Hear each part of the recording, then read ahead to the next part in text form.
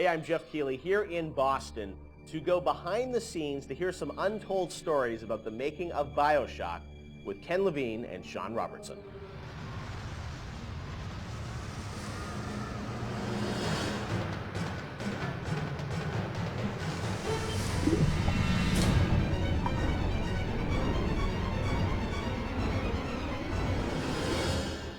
Let's talk a bit about the theme and setting of BioShock, Rapture. I think a lot of people, when they played the game for the first time, Ken, they wondered, how did you even dream up this place? And I know you said publicly before that part of the reason you what led you to Rapture was this idea of fully simulating a place. Tell us about that sort of idea and the frustrations you had with other games where you sort of hit a bound. I think our philosophy was always to do what we were doing 100% rather than try to do something bigger and do it 50% or 40%. So one of the ideas of, and this sort of came from System Shock 2 as well, where you focus on an area that you can really bring to life and you kind of eliminate the questions of, well, why can't I go over the bridge to New Jersey? So we were able to really make a place, I think, that felt believable and real, even though in actuality it was really quite limited. But we just sort of dressed it with all these buildings outside that were all, basically glorified fakes. We let the story drive what we needed to show rather than some kind of like predetermined map which we set down, which is a little different than like System Shock 2, where we actually mapped a spaceship out deck by deck. Yeah. Because I don't know what the philosophy felt a little different there, because you want to feel like a real spaceship that was sort of stacked on top of each other. But Rapture was free to sprawl across the ocean floor.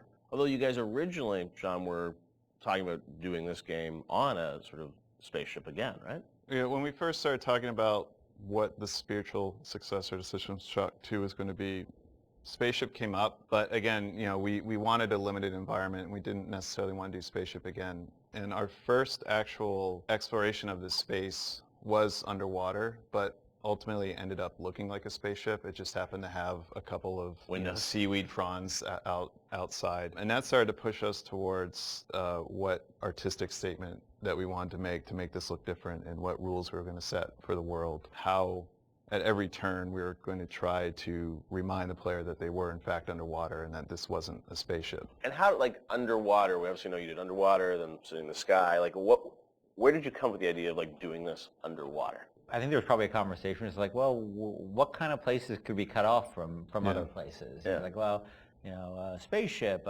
summer camp, any island notion, right? Something that's cut off from the rest of the world. Yeah. So you never felt like you should be able to go over that bridge to New Jersey. I don't want to apply some deep and meaningful conversation. I think it was one of those ideas that you just kind of say, and then everybody, that sounds cool. Let's try that. Let's go for it. And I think it lended itself to having very nice views out the window without having to build an insane amount of unique assets. Right. By today's standards, we still were a small team back then. And there's an expectation that because you're underwater, the view distances are going to be short, so you can really kind of fade out into the fog at a short distance and not have the expectation that, why can't I see forever? So there's a lot of limitations in a good way that we put on ourselves by being underwater, as opposed to like if you're on a cruise ship, then you'd expect to see across the water and we'd have to deal with that. Same thing with an island. Or in a city in the sky. Yeah, exactly. Which was a lot more complicated, yeah. So you came up with the idea of let's do this underwater, let's do this sort of isolated place. Then you had to answer the question of, why would someone build this? Is that sort of how it worked, sort of order of operations? You then had to come up with a story to explain? Yeah, I think we wanted a very believable reason why they'd be there. Right. And sort of the necessary isolation of the place sort of led to, well, what kind of person would want to do this? And I wasn't even particularly aware of the sort of political implications of what I was reading, but I've been reading, I had read The Fountainhead. Right. By Ayn Rand, and I mostly thought it was an interesting story. Like, I didn't realize that people were sort of basing their sort of political lives around it, because I wasn't that tuned in to that stuff at that point. And so, but I love the dialogue and the kind of speechifying in it, because you can see a video game character speaking with that kind of certainty and that kind of confident philosophy. It just seemed like a natural kind of thing to apply to this place. And so it just sort of all came together as a sort of who is the guy who would do this? Well, that character. He was sort of this amalgamation of characters from Ayn Rand's books and Ayn Rand herself. This sort of idealistic person who says, well, the only way to do this is to separate from the rest of the world. Right. And that led to Andrew Ryan. I am Andrew Ryan, and I'm here to ask you a question. Is a man not entitled to the sweat of his brow? No, says the man in Washington, it belongs to the poor. No, says the man in the Vatican, it belongs to God.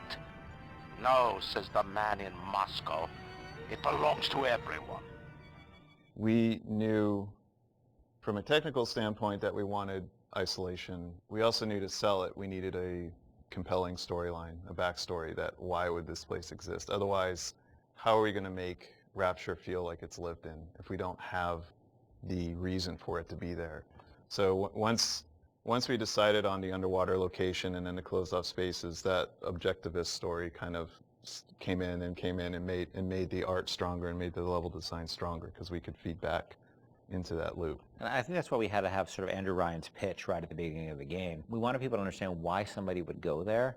And so he makes this very personal one-to-one pitch to the gamer, but also that was the pitch he'd make to people, which was, there's a place that you can be free of all these things, where you can not be sort of put upon by the government and not be afraid of nuclear war and not be afraid of all these other things that will plague you on the surface. We wanted that pitch to sort of resonate and make sense, because that's otherwise by the time you got there you'd be like, well, this place is just fantasy, nobody would ever come here. And that the beauty of the place also was also tied into that. It had to be a very attractive proposition, or people who would believe that people would go leave their lives and go to the bottom of the ocean. I'm sure in some ways you had to convince the team and enroll them in your sort of vision of who this character was going to be and what the setting was going to be. How did that work, Sean? I mean, did Ken come in and say, hey, I've been reading these books, and I think we could sort of... I believe he just came in one day on a horse and said, Ayn Rand, everybody read The Fountainhead. Exactly. I bought 30 copies of Yeah, I think, here's a 2,000-page book or something. Yeah. Go read it. I mean, it really is more organic. Like I said, we knew that we had this location, and you struggle to fill it with stories, and you struggle to find meaning of why does this place exist? What's my motivation? And as Ken started to explore Ayn Rand a little more and started talking to us about it, and we were having that conversation, and it's like, oh, this could totally work. Like, this is exciting. Like, this is something that really hasn't been done in a video game before. And if we had flipped it and come up with the idea first before the location, I don't think we would have really been that excited about it. But we had a location, and now we're trying to fill it with that story, and because of the order of operation there, you start to get excited, like, oh, I could totally make this work. This is going to really make it feel like a lived-in space. As you think of sort of the the setting, and you think of maybe a character or something, was there a moment that you think back, it's like, oh, like right then and there, like I got excited when you attached the Ayn Rand For me, stuff it was to it was going to Rockefeller Center and seeing the visual. Uh-huh. So I told this story before, but my wife and I were in New York, and we went to Rockefeller Center, which was, if you go to Rockefeller Center, it basically looks exactly like Rapture. It's because every building, you're sort of encircled. It's this block in New York, or a couple of blocks in New York, where Radio City Music Hall is, and where 30 Rockefeller Plazas, where you see that show 30 Rock, and the ice skating rink, and where they put the Christmas tree, and it's this very iconic location. But what's cool about it, it's all one, unlike the rest of the city. Everywhere you look, it's one architectural style. It's Art Deco, and it's very iconic Art Deco. And my wife and I were there, and we were sort of working on the game, and we didn't have a visual style. And all of a sudden, I started looking around, and I said, oh, this could be a visual for the game. Also, the geometry of it was actually quite conducive to making a video game, because it wasn't overly complicated geometry. Art Deco is quite bold and simple. Bold and geometric, and simple. And so my wife and I bought a couple of tourist cameras before iPhone cameras, Throwaway cameras, Yeah, throwaway cameras, those little Kodak things, and we just started photographing doorknobs and light fixtures, and just sort of developed the photos. Remember that? Brought them in and said, come to the office, here's a stack of stuff, here's a Sean. stack of photos. I'll see you guys in a couple of years. Go make this. City where the artist would not fear the censor, where the scientist would not be bound by petty morality, where the great would not be constrained by the small, and with the sweat your brow, Rapture can become your city as well. So you had kind of a theme, you came up with an art style, some of the iconic characters, and then, you really had to build the narrative around it. And you've talked about, a lot of the themes in the game and, greed, jealousy, sex, violence, all the things that sort of, drive us or what destroy us. And that was something I think that, as you thought about the story of the game, you wanted to, I'm sure, reflect some of those, right? Because I think people love the characters. It's sort of flawed in a way, and this is a world which is its own little microcosm, but had a lot of tension inside of it. Yeah, I mean, the character of Ryan was sort of, he's basically invisible through most of the game, right? Except for a very small portion. But he's very present because he exists, the city is him, right? It's such a representation of him. We never want to cut away to a cutscene where you saw Andrew Ryan, planning and scheming. We wanted him to be very present without actually being present. But once you had Ryan, once you had his desire to protect this vision of his, you just had to then come up with the characters who'd be arrayed in opposition to him. So we had this character, the Big Daddy, and then eventually the character of Little Sister. And so characters like Tenenbaum came along, like, here's a person who's in opposition to him for this reason. And then you have, for more noble reasons. And then you have a character like Atlas, who's much more cynical opposition. Once we had all those characters arrayed, we're like, well, who are you? And, you ended up being a sort of, a pawn in the middle of all this opposition to Ryan. We just kept kind of homing in on that theme and making sure that you weren't, eventually figuring out that you couldn't just be here by an accident, that you're an integral part of this story, even though you don't know you're an integral part of this story. You think you're just there by happenstance. Look, Mr. Bubbles, it's an angel. I can see light coming from his belly. Wait a minute, he's still breathing. It's all right. I know he'll be an angel soon.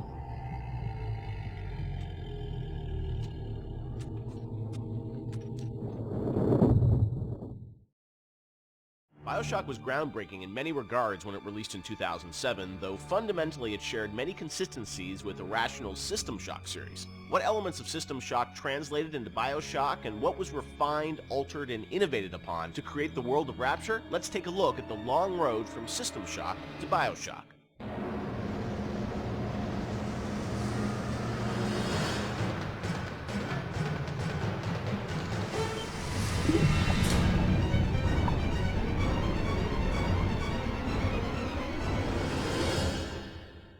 Everyone knows where the game ended up, but I think fans would be interested to learn where this game or the idea of doing this game started. And I think, folks know System Shock and the legacy of that game, huge fan base. Did it start as a System Shock game initially?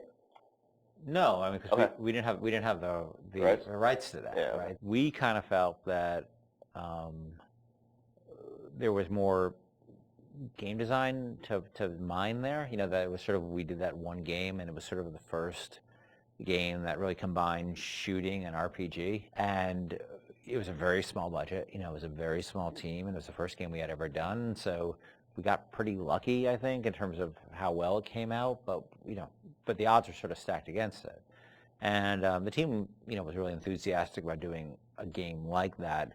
And time had evolved, and the team was much more, we had done a bunch of games together, and we had a stable technology base, and we were like, okay, well, which System Shock 2 was not. I mean, that engine, no game had ever shipped on that engine. It was a very crude piece of technology. Most of us had never shipped a game at the time. So like, well, what if we had a stable technology base, and we had a team that was more experienced and more seasoned, and we had, an actual, like, art director, and, which we didn't really have on System Shock 2. What could we do? And so I think there was a lot of enthusiasm in the team to really try to do a more mature version of that kind of game.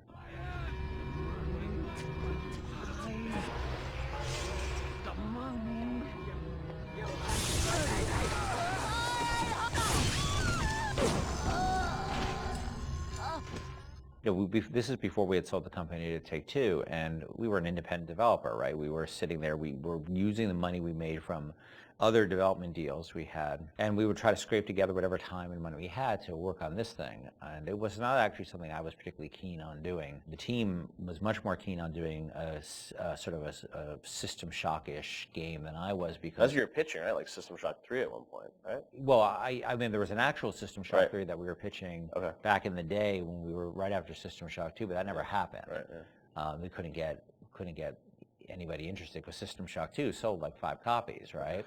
And so as the business guy, the guy who had to not only just sort of write the content, but the guy who had to go out and get the deals and pay everybody, I wasn't particularly excited about doing this because it was very disappointing when we did System Shock 2 and nobody bought it. You know, it got great reviews. It got these insane reviews, but it left us in a place where it didn't really move the needle for us in terms of making payroll. So I wasn't super excited about it because I didn't see I didn't see a publisher be interested in it, and I didn't see the audience actually be particularly interested in this kind of game. And it was really the team who convinced me to invest in this because their enthusiasm. I think a lot of them came to the studio because of System Shock 2. And so finally they sort of battered me down, and it's good they did because I was not the first fan of doing this. And I know initially there was something called the Serene Dawn. That was a spaceship? Or what was that? No, that was It's the name of a cult, right? Oh, Yeah, cult. yeah. That's right. Okay.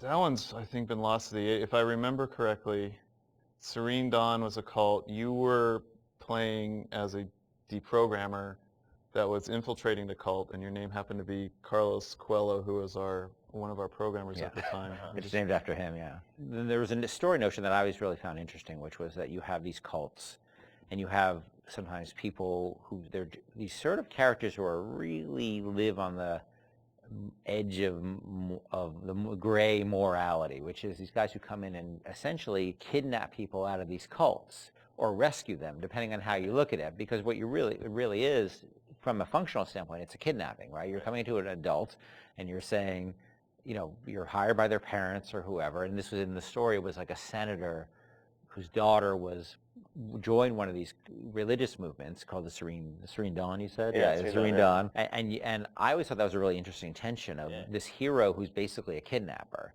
and taking a young woman against her will out of the place that she was in. Now, you could also make the other argument that, well, she was not really there by her will. But there's a really interesting conversation that goes on there. I think there was actually a Kate Winslet movie, a Harvey Keitel, Kate Winslet movie, which dealt with a similar theme. Because usually you hear that story, these deprogrammers as a sort of heroic kind of notion, but I always thought that, well, there's something interesting about agency going on there, and about are people entitled to make bad mistakes, or is it a bad mistake? It all depends on the person. And I'm not a fan of religious cults or religion in general, but there seemed to be an interesting discussion of freedom there and independent decision making. And I thought that idea was cool, and that was sort of the basis of it for a while. But it was really mostly for the purpose of we needed something to go out and pitch to publishers, and so we know we didn't have a ton of time to really develop it. So that sounded like, all right, this will do for now. And was that pre-Underwater City? I mean, this was just like an idea for a story. We may have stepped away from that to do the cult thing, but then we went back to the underwater. No, we had that one room, remember? We had the one World War II room with the roaches on the ground and like these weird test tube things that you could walk around. I don't know where that fell. It could have been underwater. There was no windows. The thing is, we were a small business, right? And we were trying to figure out a way to sell this thing with spending the least amount of money, because we didn't have any money. We didn't have a pot to piss in. So we would do this demo. That was one room basically, just to show.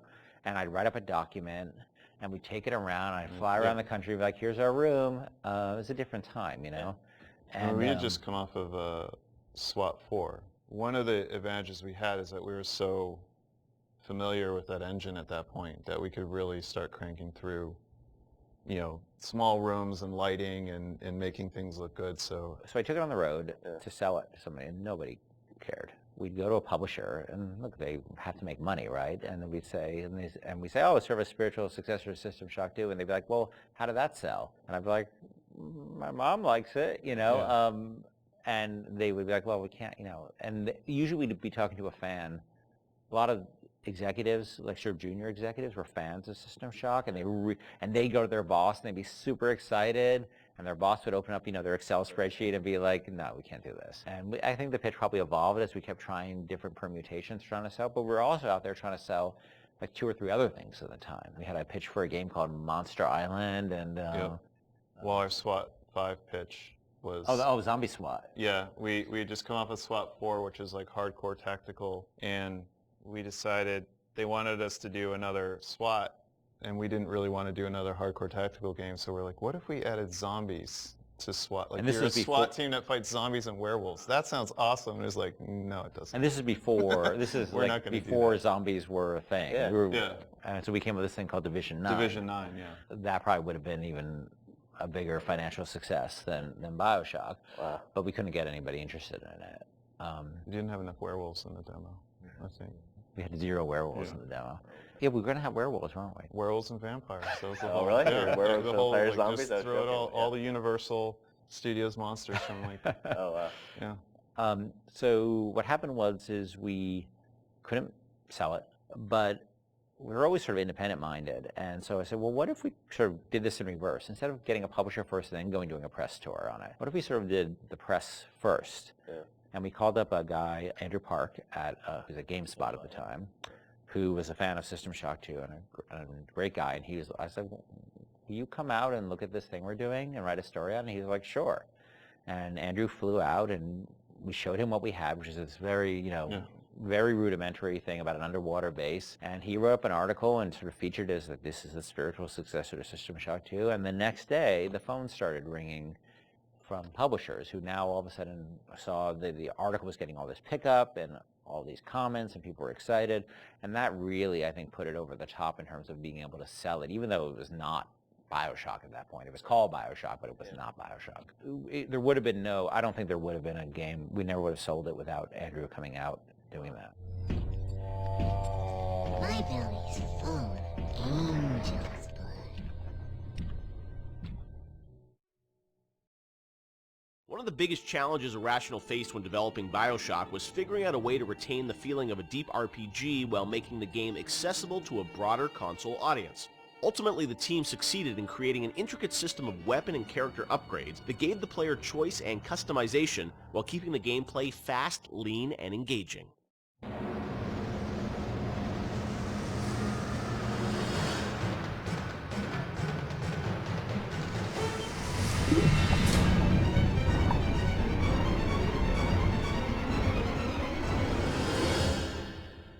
One of the hallmarks of BioShock, to me at least, was that it really blended RPG and sort of first-person action game together in a way that, is sort of standard today, but a decade ago was really pretty revolutionary.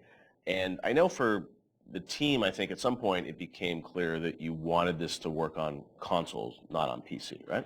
Well, both, yeah. Yeah. But so the idea of, doing a console game and a PC game, and doing something that sort of felt like a shooter but had much more depth. And I know in some of the early design docs you talked about sort of creating an FPS plus versus an RPG light. What was the difference in your mind between those two? I think for us is the big difference between System Shock and BioShock ended up being that System Shock was more about your character growth and BioShock was more about the environment. Because with System Shock, we really didn't have System Shock 2. We didn't really have either the art team to make enough assets or the visual power to sort of make a really convincing environment. But as we started working on BioShock, the art team was so strong that the ability to tell a story within the environment became the most important thing about the game. And that was sort of not something we thought right at the beginning. That was not really a concept we had. But as we started building things, we could realize that the visual world was the star of this thing. That Rapture was really the star of this thing.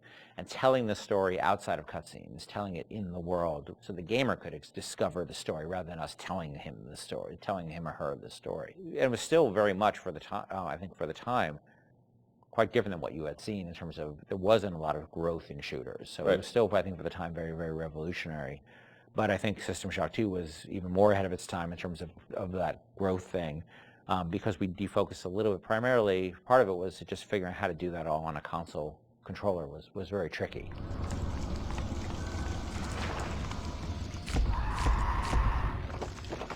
No, I remember even the early demos, and people like, you see a plasma, you see like a upgraded weapon, people are like, oh, I've never seen that before in a shooter. And that was, when you were coming out of the sort of, the Quake, Doom, Half-Life, where it's like you have, 8 weapons on the keyboard, and you sort of knew what they were, and they weren't going to change. Yeah. Sean, was that something that, from a sort of creative standpoint, was it always clear that that was something you guys wanted to do, or it evolved over time because you wanted to have more depth in the game? I mean, it certainly evolved over time, and each upgrade path was slightly had its own unique challenges. Like certainly upgrading the weapons, you had to design a base weapon that didn't feel like crap, still felt like something that you wanted to use, but then the ability to add the upgrades to that, and each of the upgrades can come in any order, so you have to be aware that this, parts A, B, and C could come in at any different time to upgrade the weapon. In a first-person shooter, that's your star. That's the thing that you're seeing all the time. When it comes to other things, plasmids, things that are, Tonics. Tonics, yes, sorry. It's been a while. Come on, Sean. I know, it's 10 years. Those things were more offloaded to machines that you would then have to interact with, so you're not carrying the inventory around with you. But each of these decisions on how we're going to upgrade the player, it wasn't like a mouse and keyboard, okay, we can just use the mouse and you have all these buttons at your disposal. You could arbitrarily point at a part of the screen really easily, which you could do in System Shock too. Yeah, so we certainly, learned trial by fire when we were trying to adapt these things to the console at the time. Yeah, and like having different ammo types and stuff like that. Like we went through numerous iterations of the interface to make it. Like we had the first times we sort of put the interface into play. It was very obtuse and very tricky to get your head around, and we just kept working on it and working on it and working on it because you want to feel like second nature. But we spent a lot of time on that.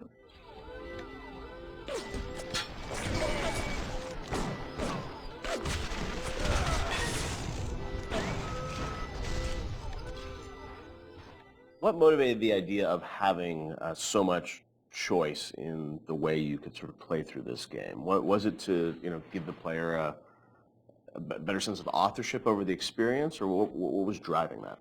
I've always liked the idea of giving the player a lot of agency in terms of their play style and experimenting with the play style and trying different things and seeing what worked and didn't work and interacting with the environment. The notion that it's sort of a playground that you get to play around with and imprint your own desire on was great, because I think we were more skeptical about being able to do that with story at the time. In fact, so much to the point where that became almost like a joke. That becomes the meta joke of the game of how little agency you have in your story. But agency in terms of how you play the experience and how you load out your weapons and how you interact with the environment, as compared to most shooters at the time, where basically like you can shoot them with the shotgun or shoot them with the the pistol. That was really important to us. So we spent a lot of time trying to make the world react in a way that you would expect and hope it to react when you tried something. Right. And some of those system or decisions we made about systems fed back into the narrative, like locking Adam behind Big Daddy and the little sister. Like you can't get Adam unless you deal with the Big Daddy, which then becomes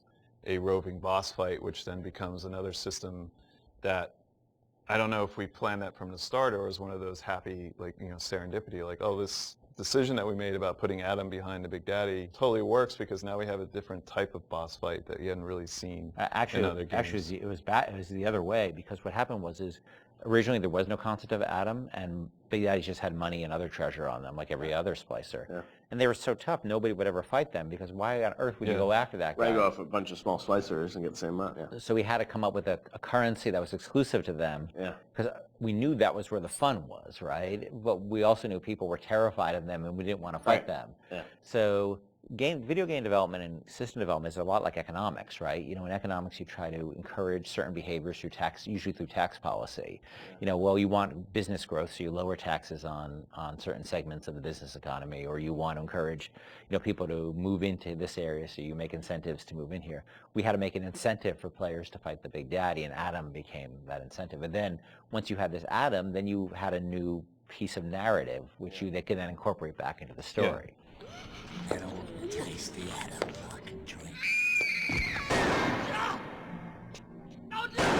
Stay away from her, or it is you who will be shot next. Easy now, Doctor. He's just looking for a wee bit of Adam. Just enough to get by. I'll not have him hurt my little ones. Talk a bit about the plasmids and the vending machines and that sort of whole approach to, I guess, what is kind of a tech tree, but, you know, and coming from PC games, you know, used to strategy games and whatnot with very complicated ways of how you would upgrade things. I thought you guys did a really interesting approach to how you made it very accessible to a console audience. How did that evolve? Did you know the vending machines were going to be there from the get-go? Well, we had vending machines in System Shock 2, so we were sort of lifting that, and I always thought that was a fun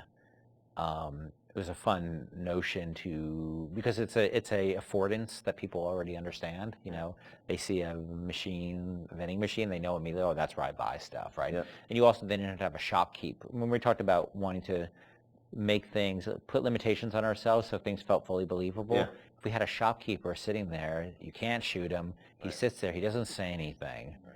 And all of a sudden he feels fake. Where a vending machine, the Circus of Values machine, can feel 100% authentic, you know, despite the fact that it's selling like ammo and stuff like that, you know, which is, But in an objectivist society where you don't have rules and regulations on that type of thing, it feeds back into the narrative. But you don't then break the fiction at all by having these characters who sort of don't really live and breathe in the world. So the vending machines became an important part of that, but we still want to give them character, and hence and so that clown image came from a piece of, that image is actually from like a fruit container or something from like the 1940s. Okay. And so we had a book of like royalty-free images, and I saw that image, and I'm like, let's put that clown on it, and we'll call it Circus of Values, and then, you know, we wrote lines for it, decided he'd be this sort of asshole clown, and then we hired the best actor in the world to play that part. That was me. My biggest Avengers, I didn't cost anything. I didn't know you were really. I was a clown. Yeah. I was a clown. I hear it in my head every day. My wife hates that voice. She hates that voice. You can give us a little of it right here.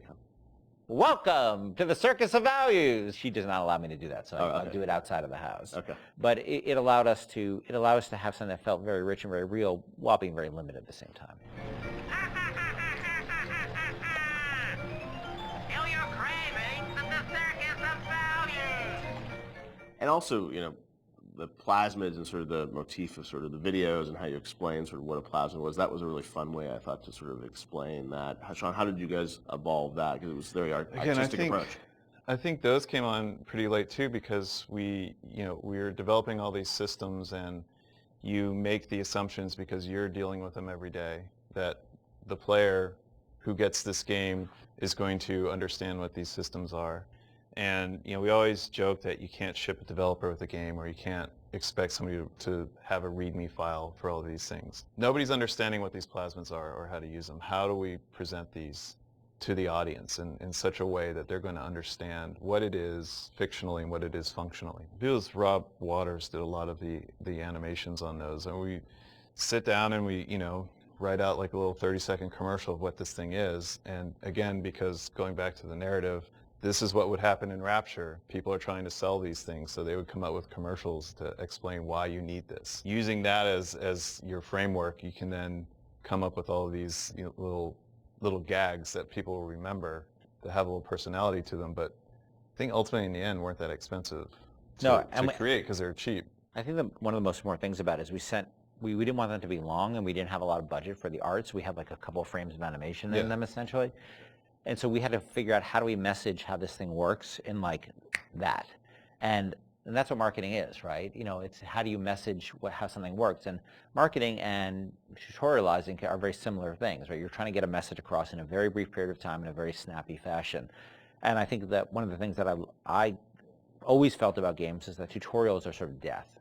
And because they're usually like, you go into a scene and there's like a shooting range or something like that, and narratively they never really make sense either. And they're so boring. And so we always try to put a big burden on ourselves of how do we train people while not letting them know they're being trained, and brevity is really important to that. So we had a bunch of art constraints on that, which also led to a bunch of writing constraints. And so those things were like, I don't even know if they were 30 seconds. Yeah, they were like really short. Seconds. Yeah, like 15 seconds long. We had to explain a whole plasmid in that period of time. And I think that was a good exercise because it also made the game, it forced us to be concise and to really explain what this thing was like that. Throw objects at foes. You can even catch grenades and throw them back.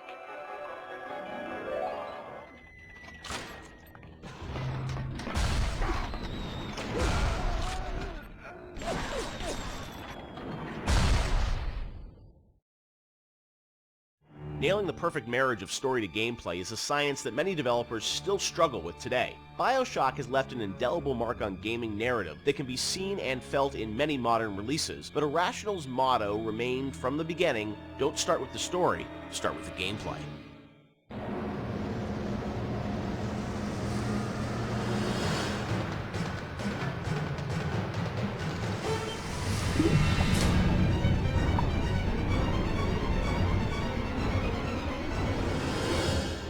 A lot of fans probably wonder about the process you go through in writing the story and the design for a game like BioShock. You've talked about how it evolves over time and what eventually ships is very different than your initial vision. Do you guys write like a script or a design document for the game and that becomes sort of the Bible that everyone drives towards, or do you iterate much more?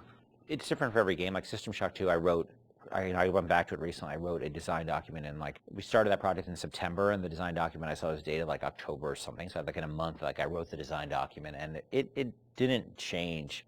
A lot of it, got expanded upon, but the basic design really didn't change on that. Where on BioShock, I think it evolved in real time much more. We had a pretty substantial design shift like a year before the ship date. For BioShock? BioShock, yeah. It got to be much more about the experience of being in Rapture than about being in your character sheet. And so the game evolved more towards that experiential kind of thing and making sure every idea was expressed in the world as well as just on your character sheet. So before you'd have a lot of things like, oh, I'm doing fire damage or electrical damage, but that was sort of a number flying off ahead versus, the whole notion of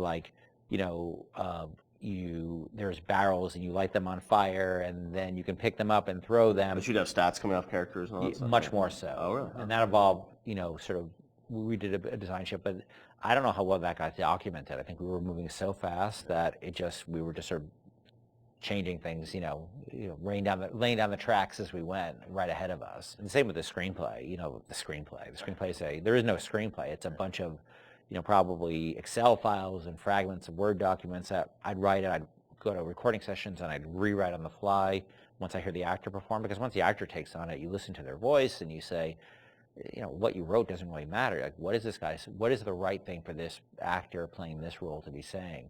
So I tend to do a lot of rewriting in the session, and then you have a bug late at night where somebody says, oh, this doesn't make any sense, and you're like, oh God, and you have to write a new audio log and try to get the actor back in, or you figure out what's the best way to get this idea across? Yeah. And is it an audio log? Is it a poster on the wall? Is it a piece of text that pops up on the screen? That's always dependent on how much time you have and what actor availability is. So, the plans sort of fall apart. I think we've worked on that a bunch since on the new project we're working on, where we are trying to document things a lot better and keep things a lot more logical, but the train was running so fast on BioShock that we just sort of... early on we got the Andrew Ryan scene in, like we had said before, and that was kind of like the keystone. We're going to put a lot of work into this, so this can't change. Everything that happens before or after that don't really involve a lot of departments working together to make a scene, those things are very malleable, and if you need to change audio logs to represent a story, if you need to add lines or take away lines, that's very doable. And I think for a while we even had text-to-speech. We even did that, I remember for Infinite with Booker and Elizabeth and all their dialogue, and that really didn't work very well, because you'd have these dramatic scenes and it'd be like, Elizabeth, we need to go to Comstock, and it just... Yeah. It almost had no value as far as I was concerned.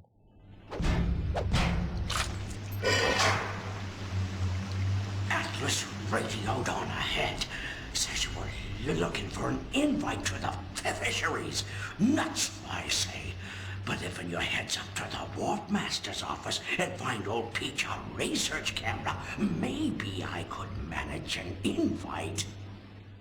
Ken has so much of, these games in his head, and you're sort of, you can keep it all straight, or try to, with all the different things and changes. But from the team perspective, Sean, because this is evolving and Ken's thinking in his head about how this all ties together, how does the team sort of keep up with, what the whole game is going to look like? There's a lot of specifics that can change. For instance, Atlas used to have a Southern drawl. Right. And then, we recast to the Irish. And we actually cast an actor, wrote the lines, did the whole thing, and realized that people hated that character and distrusted him from the first start. So we had to rewrite him, recast him, redo everything. Yeah. From a team perspective, You kind of get a sense on which things are going to be really volatile and that you probably want to push off till later, because if you work on it now, it might change. Larger themes don't tend to change too much, meaning we knew we were in Rapture, we knew we had Big Daddies, we knew we had Little Sisters, we knew we had Splicers, we knew what the arc of the story was about Jack coming into Rapture, and the specifics of this radiolog versus that radiolog didn't really affect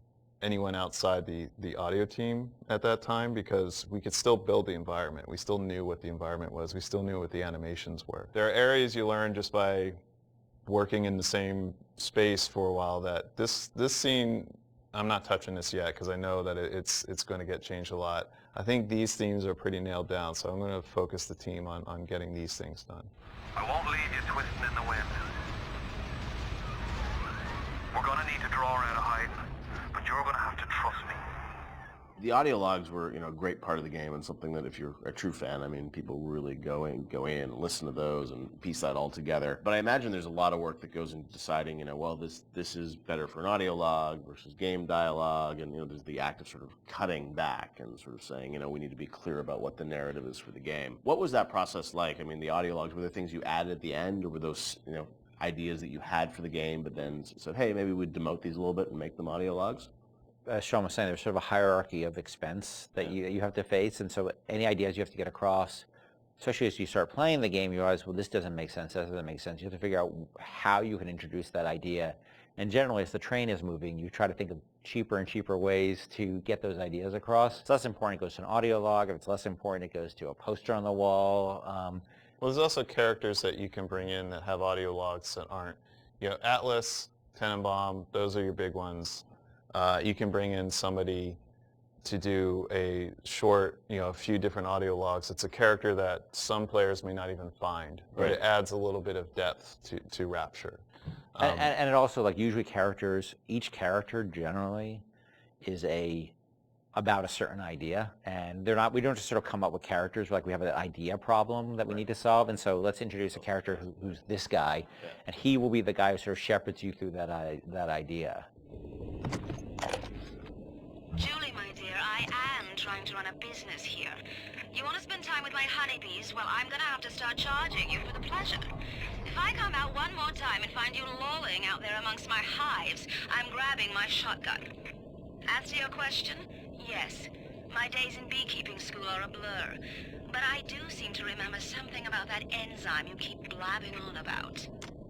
So as you're going through the game and, writing things, rewriting things, were there things with the original BioShock that you've always been surprised that more people didn't pick up on, or was there something that, a connection to a character you thought was really going to resonate with people, which, didn't? Anything like that? No, it's the opposite.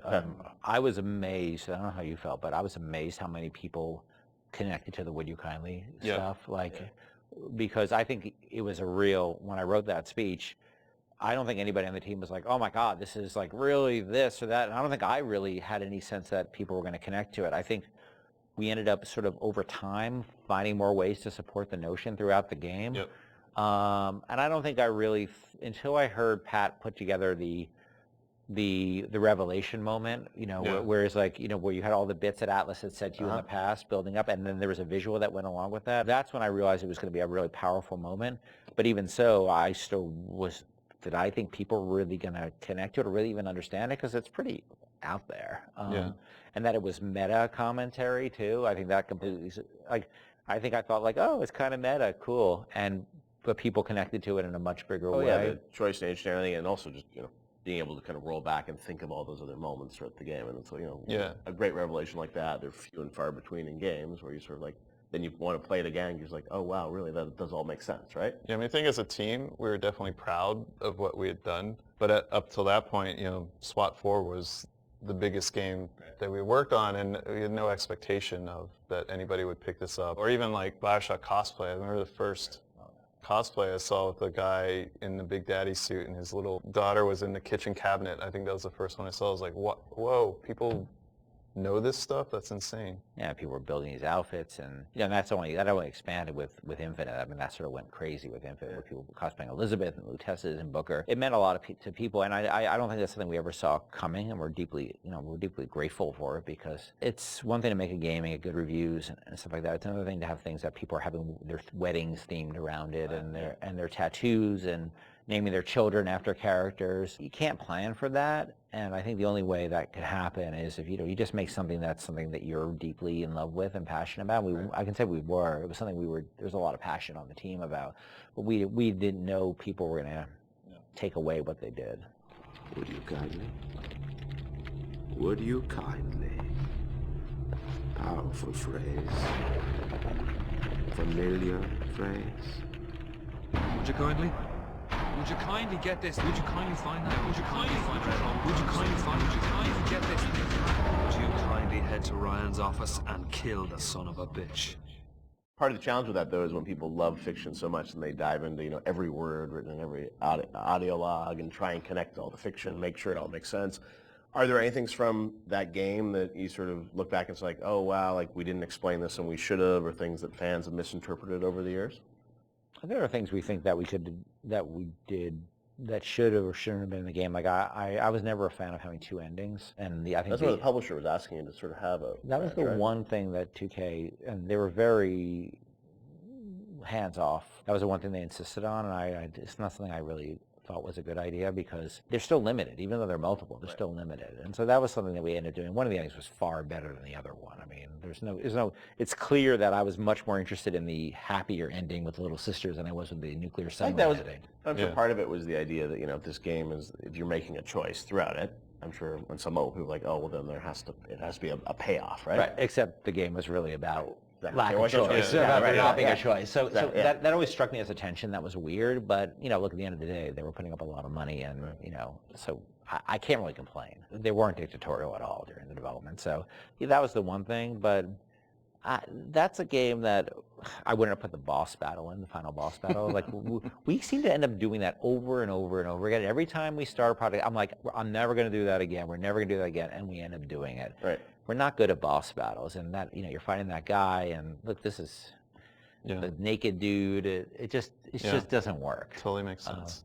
But and it works pretty well up till then, but then it doesn't. It just doesn't work. That boss battle's silly.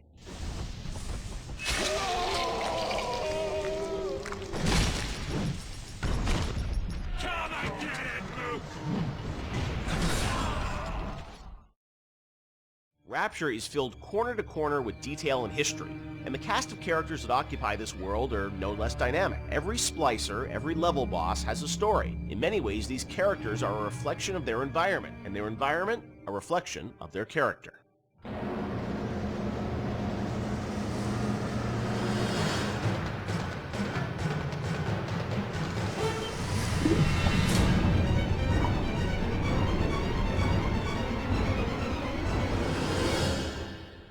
Let's talk about some of the characters in BioShock. There's so many that fans love, and there are many Wikia pages about them. One thing that I think a lot of fans may not realize is you were telling stories with these characters, a decade ago. And technology today, as we saw in a game like Infinite, you can do amazing things with facial expressions and storytelling. Conveying that emotion that you did 10 years ago with limited technology was challenging. How hard was it back in the day to sort of, convey story in engine?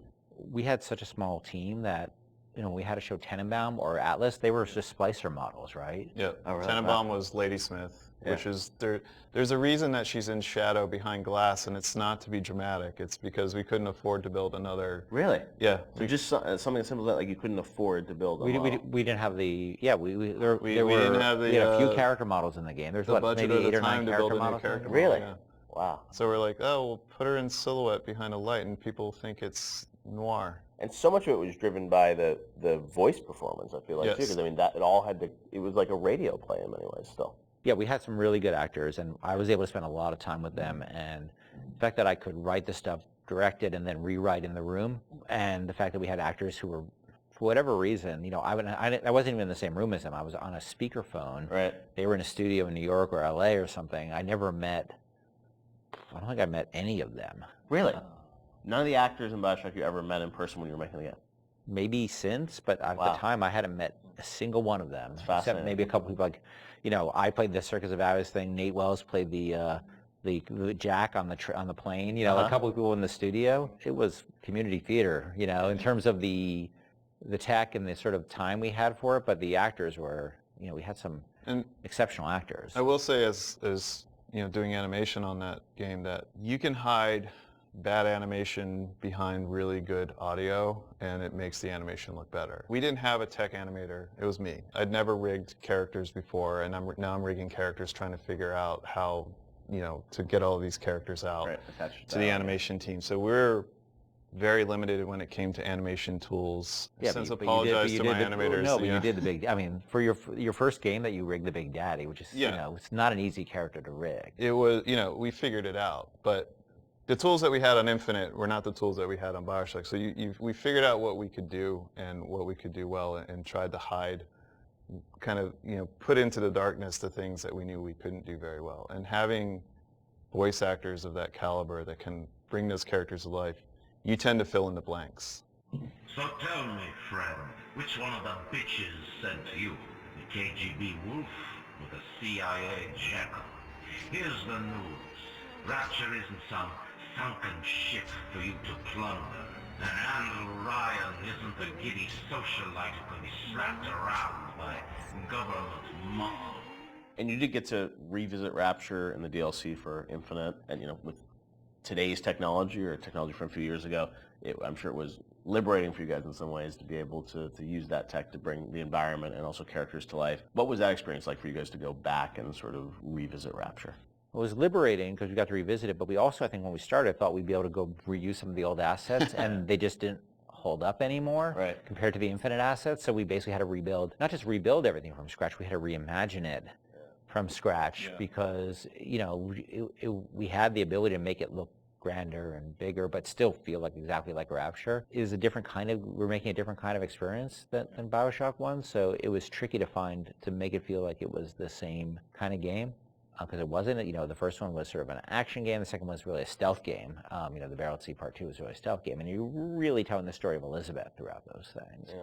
So it was a different lens, but it was also cool because it allowed me to make the whole story about Elizabeth, to have her be central to the franchise from the very beginning, and she was always, she became the heart of it to me, and to have her, it was really exciting for me to make her, her heroism be something that set the events of BioShock into motion, which eventually, saves all the little sisters. That was really gratifying, a nice way to tie the whole thing up for me.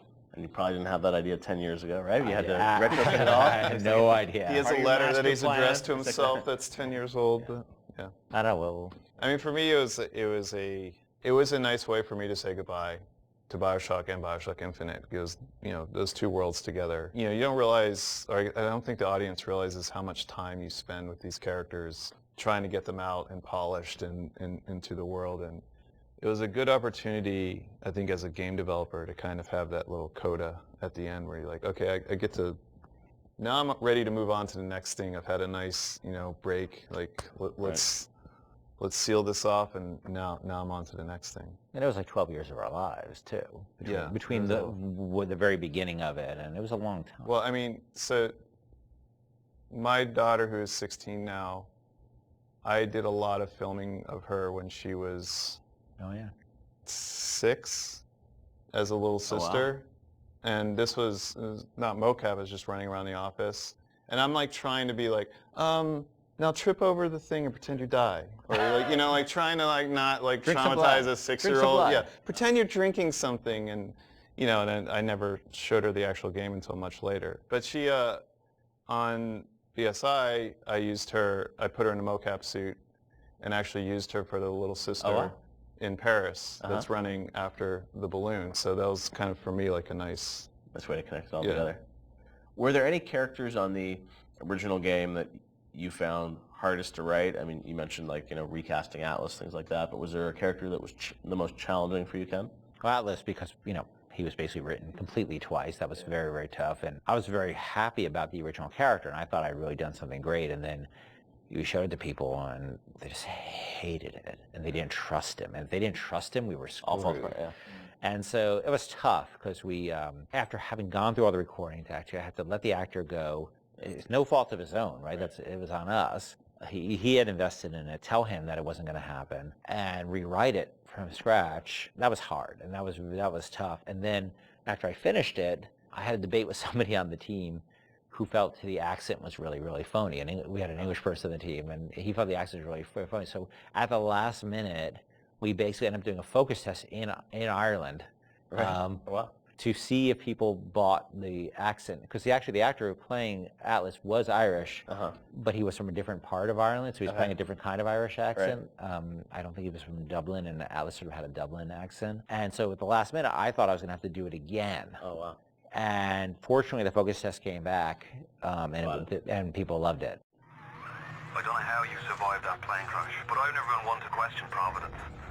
I'm Atlas, and I aim to keep you alive. And a lot of the villains in the game felt like they were, very much tied to certain levels, and this was, you were still in an environment of levels with BioShock, right? It wasn't just a big open world. Did that all sort of get designed together? It's like, here's the best villain that's going to fit to this environment and this theme of, this area? Some of them work better than others. I mean, I think obviously Steinman and especially Sandra Cohen really, I think, dominate in terms of the level boss. They are their levels. They are the levels, and some of the characters didn't hold up as well, I don't think, on the writing side. The fun thing about the characters at work, like Simon, where he had all those little displays with the scissors and the tech, that was stuff the art team came up with to support that character. And obviously Sandra Cohen, in that level, I had this idea for this character, and as this artist, and taking Andrew Ryan's thinking to the extreme, through a lens of art, was really fun.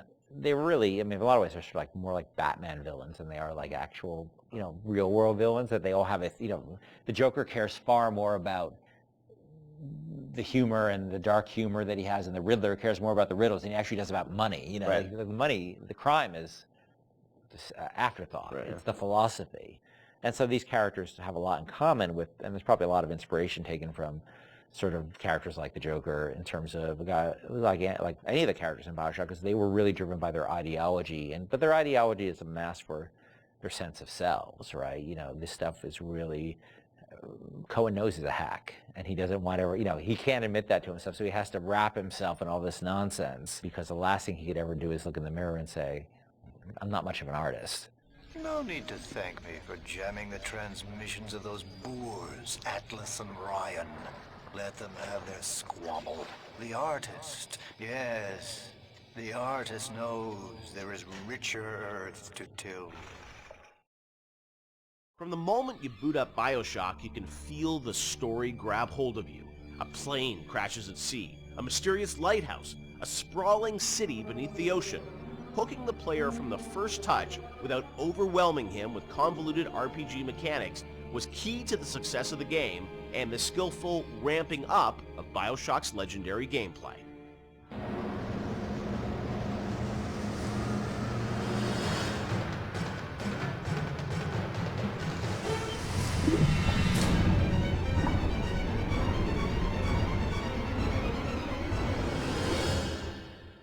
BioShock has an amazing opening sequence that I can't imagine the game without it, with the plane and sort of the crash. But I understand that didn't come online until like the very end of development. Sean, is that true? We had a couple of really depressing playtests. We had built all these systems. We thought we were doing a good job of like giving basically people a playground to play with and things to do. And when we had a playtest, we didn't realize how bad of a job we were doing in exposing those systems to the player, because we were so in these systems and in our own heads, we had no idea that we just weren't facing them towards the player at all. So after that playtest, we took a long, cold look at what we were doing and realized that we had to we were confident enough in the systems that they were going to be fun and meaningful to the player, but we really had to think about how we were going to introduce these systems to the player, and in such a way that they understand why the systems were there. Like, you can't ship a README file with the game and expect people to read it. Like, it has to be part of the experience. So the challenge is, how do you introduce people to these systems, but do it in such a way that it fits within the narrative? So we had to integrate all of these things into the story cleanly so that the player felt like it was one smooth experience. And I think the zap 'em and whack 'em thing was one of those. And the 1-2 punch. Yeah, the 1-2 punch that came out of that. The plane sequence at the beginning, I heard a story that like a programmer put that together in like a day or two, and it was a very last minute thing, right? It was, so we had done a focus test, and we had it was one of the most depressing experiences of my life, because we were very close to being finished, and it was basically giving people what essentially became the demo, and people played it, and it was in Boston, and we were sort of behind these glass windows, all these sort of Boston guys, like, this is a wicked piece of shit. They hated it, and they were making fun of it, and they were saying, it's like watching some guys from Guys and Dolls getting, beating each other up, and it's the stupidest thing they've ever seen. And we thought we were in pretty good shape at that point. And I remember the focus test guy was like sort of like a doctor giving me the bad news. Sorry, Ken, you better get your affairs in order. Right. And we all came into work the next day, and we were like, what are we going to do? And we were all pretty depressed. But I think we started talking. And as we talked, we started thinking about, what are they saying to us? What are these people saying to us? We think there's something there. How are they missing it? And we decided that maybe they didn't understand who they were and who their role in as a character, who their role in the world was, because the game at that point started with you in the ocean, floating in the ocean after the plane crash. And the crash still was in the fiction, it just wouldn't show it. You just didn't see it, so you didn't have the voiceover saying, my parents always said I was going to do great things or whatever that. They didn't show the plane crash. We didn't establish a time period. Yeah. Because the plane is critical to establishing. You're smoking a cigarette. It's very 1960s looking. All that stuff was established. It wasn't established. So we decided we had no time and no money so we sort of came up with a script. I wrote some lines, a line, I think. Nate, one of our artists, recorded the line. Steven and Sean and those guys got to work on building this very simple sequence, which was relatively simple sequence. And then the plane crash actually happens over the BioShock logo we already had. But we wrote a radio play behind that with, altitude of the crash.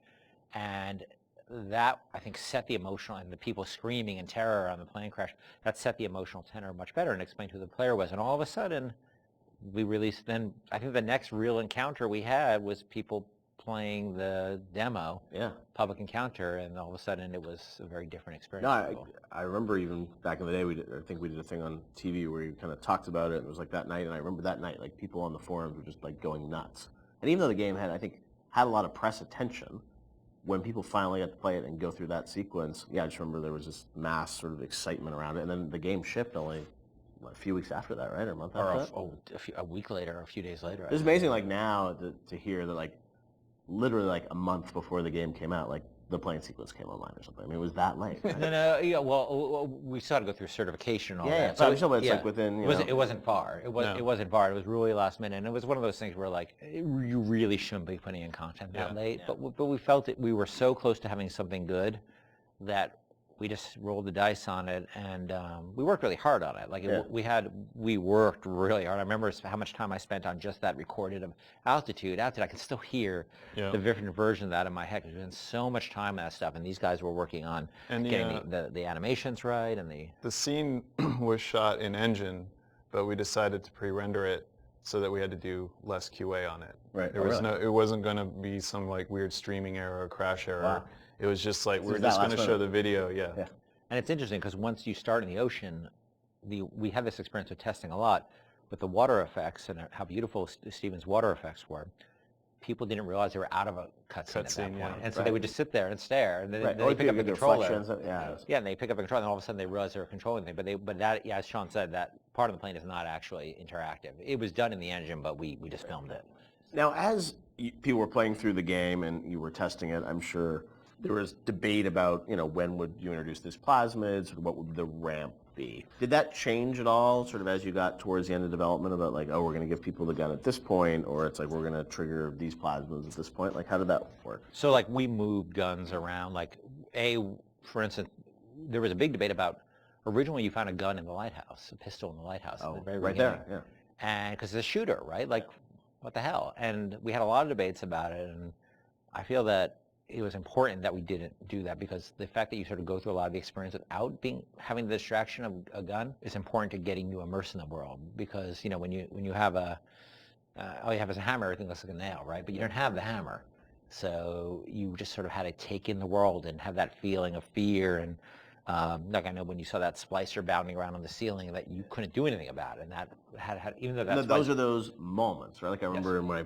played Unreal for the first time, where it's like you're trapped and there's a monster and you can't do it, and the lights go out. It's like that's the moment with the splicer where you're like, I want to do something but I can't, and that evokes an emotion.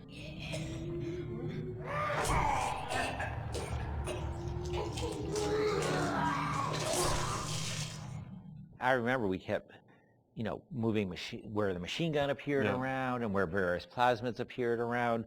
It was a real, it's a real fine-tuning process. Yeah, and it gave us an opportunity, like especially with the shotgun, to really present the weapons, like put some space between them.